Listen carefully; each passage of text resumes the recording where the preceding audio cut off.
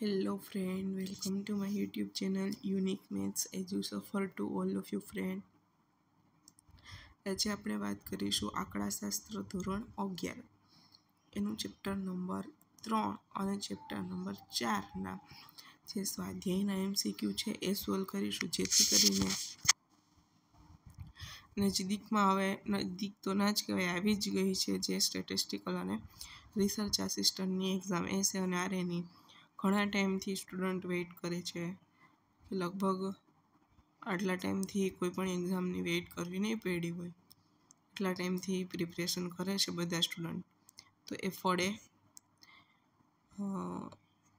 અને એના માટે આઈએમપી કહી શકાય એવા MCQ આપણે સોલ્વ કરવાના ના રહી જાય.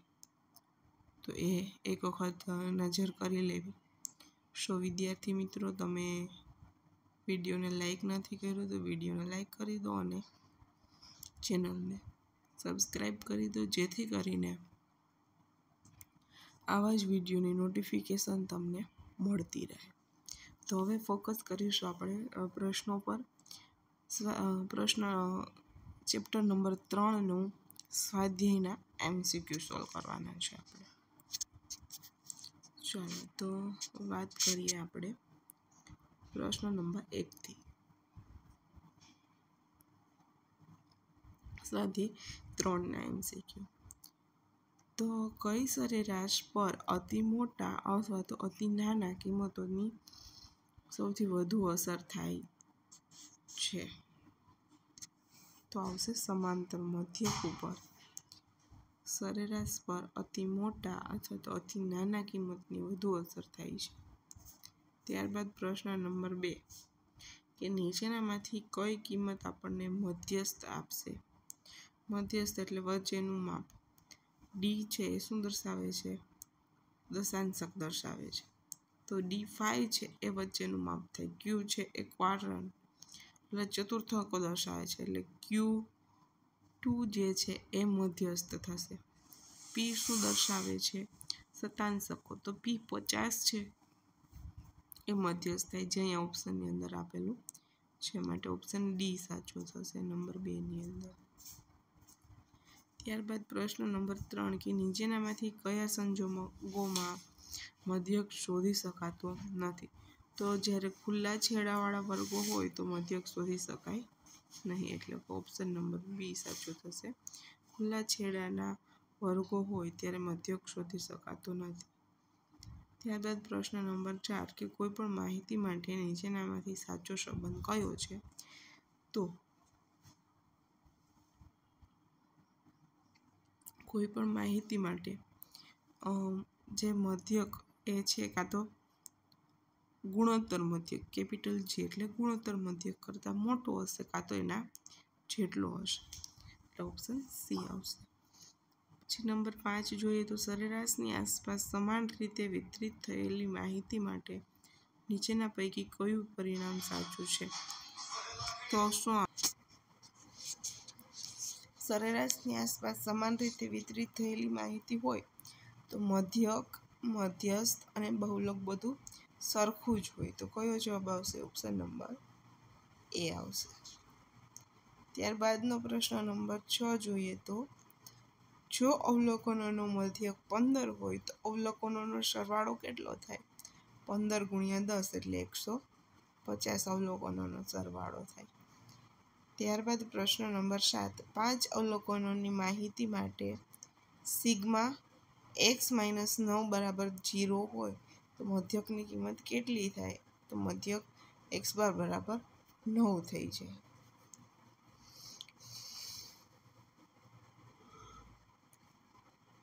ત્યારબાદ આપણે જોઈએ તો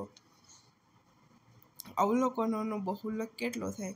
તો આપણને ખબર છે કે અવલોકનોની અંદર એક કરતાં વધુ વખત આવતા અવલોકનોને બહુલક કહે છે. તો એ છે સંખ્યા 9 જે છે એ 4 વખત આવે છે. ત્યારબાદ પ્રશ્ન નંબર 9 50 અવલોકનોના સમૂહમાં મધ્યસ્થ એટલે શું?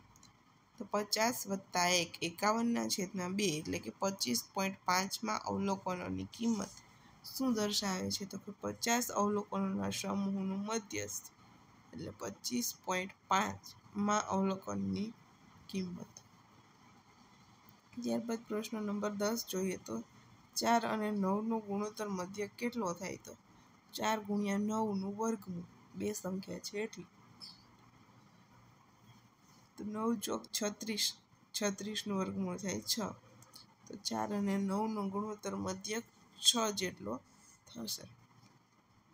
એના પછીનો પ્રશ્ન નંબર 11, એક ચલનો મધ્યક 15 અને મધ્યસ્થ 20 હોય તો આસાદિત સૂત્રથી બહુલક કેટલો થાય? બહુલક બરાબર શું છે? આપણે આગળ 3 મધ્યસ્થ મેળવવું હોય તો આપણું સૂત્ર છે 3m - 2x બાર બરાબર બહુલક. તો બહુલક અહીંયા શું છે? મધ્યક અને મધ્યસ્થ આપ્યો છે 3m એટલે મધ્યસ્થ કેટલો છે?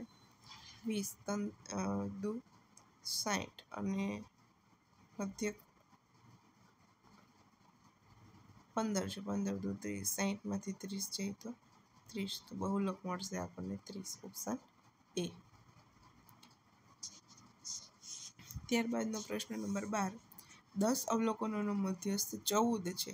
જો દરેક અવલોકન બમણું થાય તો અવલોકનોનો મધ્યસ્થ પણ બમણો થઈ જાય. તો 14 છે તો કેટલો થઈ જાય? 28 થઈ જાય. એક માહિતીના બધા અવલોકનોની કિંમત સમાન છે 16. તો બહુલક કેટલો થાય? 16. એક કરતાં વધુ વખત રિપીટ થતા અવલોકનોનું બહુલક કહે છે. અને પછી પ્રશ્ન નંબર 14, નીચેનામાંથી કયું વિધાન અસત્ય છે? ચતુર્થકો વડે માહિતીના અવલોકનો 4 ભાગમાં વહેંચાય છે. પછી છે કે મધ્યક આપેલ માહિતીના અવલોકનોને 2 ભાગમાં વહેંચે છે. ખોટી વાત છે કે મધ્યક આપેલી માહિતીના 2 ભાગમાં ન વહેંચે. તો આપણો અસત્ય વિધાન જે છે ફાઇન્ડ કરવાનું છે. સો ક્વેશ્ચન નંબર 14 ની અંદર ઓપ્શન બી સાચો થશે કે મધ્યક આપેલ માહિતીના અવલોકનોને 2 ભાગમાં વહેંચે છે. ત્યારબાદ પ્રશ્ન નંબર 15, સ્ટીલના પાઇપ બનાવતી એક કંપનીના 6 પાઇપની લંબાઈ નીચે પ્રમાણે છે: 1.05, 1.15, 0.98, 1.12, 0.89 અને 0.95. તો નીચેનામાંથી કયું વિધાન સત્ય છે? તો જોઈએ તો બધી જે માહિતી આપી છે બધી માહિતીના અવલોકનો અલગ અલગ છે. કોઈ અવલોકન રિપીટ થતું નથી. તો આપણને બહુલક પ્રાપ્ય થઈ નહીં એવું કહી શકીએ. એટલે ઓપ્શન ડી સાચો થશે. અહીંયા જે છે એ ચેપ્ટર નંબર 3ના MCQ સ્વાધ્યાયના જે ટેક્સ્ટ બુકના છે કમ્પ્લીટ થયા. હવે નેક્સ્ટ ચેપ્ટર નંબર 4ના MCQ સોલ્વ કરીશું. આ પણ એકદમ ઇઝી છે બધા MCQ, પણ એક વખત નજર કરી લેવી જરૂરી છે. પ્રશ્ન 1, કે નીચેના પૈકી કયું સૂત્ર વિસ્તારાંકનું છે? h - xl ના છેદમાં xh પ્લસ xl. એટલે હાયેસ્ટ અવલોકન માંથી લોએસ્ટ અવલોકન બાદ કરવાનું, xh - xl. ત્યારબાદ પછી વિસ્તારાંક છે એટલે એના સરેરાશ મેળવવાની. એ રીતે યાદ રાખવાનું. ત્યારબાદ પ્રશ્ન નંબર 2, પ્રસારના કયા માપમાં અવલોકનો અને તેના મધ્યકના તફાવતના માનાંક લેવામાં આવે છે? તો કેમાં આવે? સરેરાશ વિચલનની અંદર માનાંક આવે, પ્રમાણિત વિચલનની અંદર વર્ગમૂળ આવે, વિસ્તારની અંદર તો મોટા અવલોકનમાંથી નાનું અવલોકન બાદ કરવાનું, ચતુર્થ વિચલનની અંદર Q3 - Q1/2. આવું ઓપ્શન સિલેક્ટ કરીએ તો બીજા પણ થોડા નજર કરી લેવી એટલે આપણો કોન્સેપ્ટ ક્લિયર થાય. ત્યારબાદ પ્રશ્ન નંબર 3, નીચેના પૈકી કયું માપ એકમથી મુક્ત છે? તો ચલનાંક માપ જે છે એ એકમથી મુક્ત છે. બરાબર, જે પણ સાપેક્ષ માપ છે બધા માપ સાપેક્ષ માપ એકમથી મુક્ત છે. ત્યારબાદ પ્રશ્ન નંબર 4, અંતિમ અવલોકનોની ન્યૂનતમ અસર થતી હોય તેવું પ્રસારમાનનું કયું માપ છે? તો સરેરાશ વિચલન પર ચતુર્થ વિચલન પર અંતિમ અવલોકનોની ન્યૂનતમ અસર થાય છે. તો કેના ઉપર થાય? તો ચતુર્થ વિચલન પર. ત્યારબાદ પ્રશ્ન નંબર 5, જો એનો ચલનાંક એ સમૂહ બીના ચલનાંક કરતાં ઓછો છે, એનો ચલનાંક ઓછો છે તો કયો સમૂહ ચલની દ્રષ્ટિએ વધુ સ્થિર છે? ચલનાંક ઓછો એ વધારે સ્થિર હશે, એટલે ઓપ્શન એનો ચલનાંક ઓછો છે એટલે વધુ સ્થિર હશે. ત્યારબાદ પ્રશ્ન નંબર 6, 10 વિદ્યાર્થીઓના વજન આપ્યા છે તો માહિતીનો વિસ્તાર કેટલો થશે? તો માહિતીનું મોટું અવલોકન માઇનસ નાનું અવલોકન. મોટું અવલોકન છે 71 અને નાનું અવલોકન છે 47. તો 21 ને 3 24 કિગ્રા થશે. ઓકે, 71 માંથી 47 બાદ કરીશું તો 24 કિગ્રા મળશે. નંબર 7, એક માહિતીના પ્રથમ અને તૃતીય ચતુર્થકો અનુક્રમે 30 અને 5 છે. જો ચતુર્થ વિકલાંકની કિંમત કેટલી થશે? ચતુર્થ વિકલાંક એટલે શું? તો કે 50 ઓછા 30 ના છેદમાં 50 વત્તા 30 એટલે આવશે 20 ના છેદમાં 80. 2 ના 1 ના છેદમાં 4 એટલે 0.25. ઓપ્શન એ સાચો થશે. ત્યારબાદ પ્રશ્ન નંબર 8, અવલોકનો 5 માટે પ્રસારનું કયું માપ? કોઈ પણ માપ શું થાય? અવલોકનો સરખાઈ હોય તો કોઈ પણ માપ મેળવો એ જ આવે એટલે 5 આવે. ઓકે. નંબર 9, એક ચલ માટે મધ્યક 10 અને ચલનાંક 60% હોય તો ચલનું વિચરણ કેટલું થયું કહેવાય? મધ્યક 10 છે, વિચરણ મેળવવાનું છે, ચલનાંક 10% છે, મધ્યક 10, ચલનાંક 60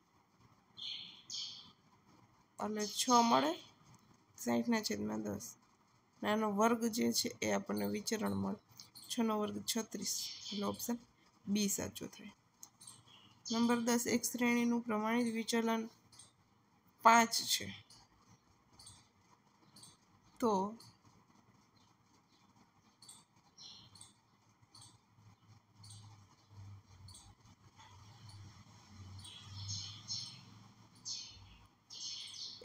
એ કરીને છે k1 + 2 k2 + 2 એટલે એમાં જેટલો ઉમેરો કરો ને એનાથી તમને પ્રમાણિત વિચલનમાં ફેર ના પડે, પણ ગુણાકાર હશે ને પ્રમાણિત વિચલન એટલા ગુણ્યા થઈ જશે. તો એક પહેલાંનું પ્રમાણિત વિચલન 5 જ રહેશે, બીજાનું પ્રમાણિત વિચલન 15 થઈ જશે એટલે ઓપ્શન સી સાચો થશે. ત્યારબાદ પ્રશ્ન નંબર 11, જો એક ચલનો મધ્યક 5 છે, પ્રમાણિત વિચલન 2 છે તો y = 3x + 4 હોય તો yનો મધ્યક અને પ્રમાણિત વિચલન અનુક્રમે કેટલા છે? તો yનો મધ્યક કેટલો થાય એટલે પ્રમાણિત વિચલન xનો મધ્યક 5 છે, 5 × 5 = 15 ને 4 19 yનો મધ્યક થશે અને વિચલન કેટલું થશે? વિચલન 6 થશે. 3 દુ 6. આગળ વાત કરીએ પ્રમાણે વિચલનની અંદર કોઈ પણ અચળ સંખ્યા ઉમેરો તો એનો કંઈ મતલબ નથી, ખાલી ગુણાકારથી એનામાં વિચલનમાં ફેર થાય છે એટલે 3 દુ 6 પ્રમાણિત વિચલન થઈ જાય અને મધ્યક 19. પ્રશ્ન નંબર 12, કોઈ એક માહિતીના અવલોકનોનો મધ્યક અને પ્રમાણિત વિચલન અનુક્રમે 45 અને 5 છે. જો દરેક અવલોકનોમાં અચળ સંખ્યા 5 ઉમેરવામાં આવે તો નવી બંને તેના અવલોકનોનો ચલનાંક કેટલો થાય? તો મધ્યક 45 છે, એ મધ્યકમાં 5 ઉમેરવામાં આવે છે એટલે 50 મધ્યક થઈ જાય અને પ્રમાણિત વિચલન 5 થઈ જાય. ચલનાંક મેળવવાનું છે, 50 / 5 કરો તો ચલનાંક આપણને 10% મળે. Option A. સો ગાઈઝ, અહીંયા આપણે વાત કરીએ પ્રમાણે ધોરણ 11 આંકડાશાસ્ત્રના ચેપ્ટર 3 અને ચેપ્ટર 4ના ટેક્સ્ટબુકના જે MCQ છે સ્વાધ્યાયના, એ સંપૂર્ણ MCQ અહીંયા આપણે સોલ્વ કરેલ છે. સો गाइस, आपने अभी तक वीडियो को लाइक नहीं किया है, हरी अप वीडियो को लाइक कर दीजिए एंड चैनल को सब्सक्राइब कर दीजिए, જેથી કરીને બધા વિડીયો નોટિફિકેશન મળતું રહે અને નેક્સ્ટ આપણે આવા જ વિડીયો સાથે મળીશું.